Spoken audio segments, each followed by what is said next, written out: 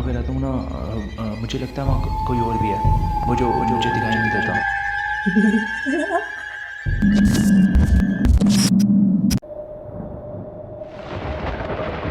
मेरा नाम आबिद है और मेरा ताल्लुक़ कराची से है।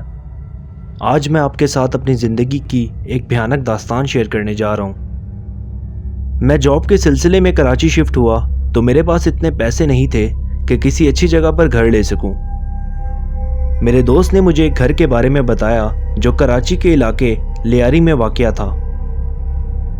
वो घर मुझे बहुत सस्ते दामों मिल रहा था क्योंकि इस घर के बारे में मशहूर था कि ये हॉन्टेड है और जो भी यहाँ पर शिफ्ट होता है उसके साथ अजीबोगरीब किस्म के वाक़यात होते हैं, जिसकी वजह से कोई भी यहाँ ज़्यादा देर टिक नहीं पाता।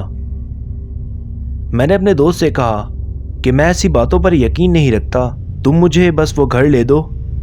तो मेरे दोस्त ने मुझे वो घर ले दिया और मैं अपनी बीवी और बच्चे के साथ वहाँ शिफ्ट हो गया। कुछ दिन तो बहुत अच्छे गुजरे।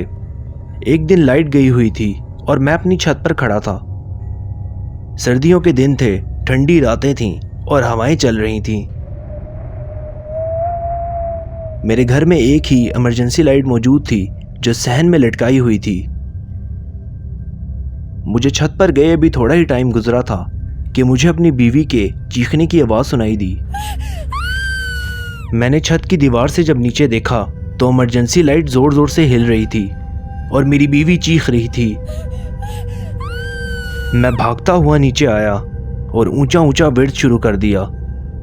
फौरन इमरजेंसी लाइट हिलना बंद हो गई और वो रात गुजर गई।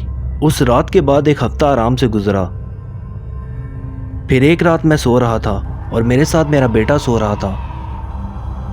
अचानक मेरी आंख खुली तो मेरा बेटा, जो ठीक से खड़ा भी नहीं हो पाता था, बेड के पास खड़ा मुझे देख रहा था। मैंने फौरन दूसरी साइड देखा तो मेरा बेटा वहीं बेड पर सो रहा था और मेरी बीवी कमरे में नहीं थी। मैं वापस पीछे मुड़ा तो वो बच्चा जो मुझे घूर रहा था वो भी गायब था। मुझे छत पर किसी चीज़ को घसीटने की आवाज़ सुनाई दी। मैं फौरन अपने कमरे से सहन की तरफ भागा और ऊपर देखा तो मेरी बीवी दीवार पर खड़ी थी और उसके बाल ऊपर की तरफ खड़े थे, जैसे उसे किसी ने बालों से पकड़ कर रखा हो। वो मुझे देखकर बोली, तुमने अपनी मौत को खुद दावत दी है। और ये कहते हुए उसने छत से छलांग लगा दी। मेरी बीवी गिरते साथ ही दम तोड़ गई। मुझे इस वाक़ये के बाद बिल्कुल होश ना रहा।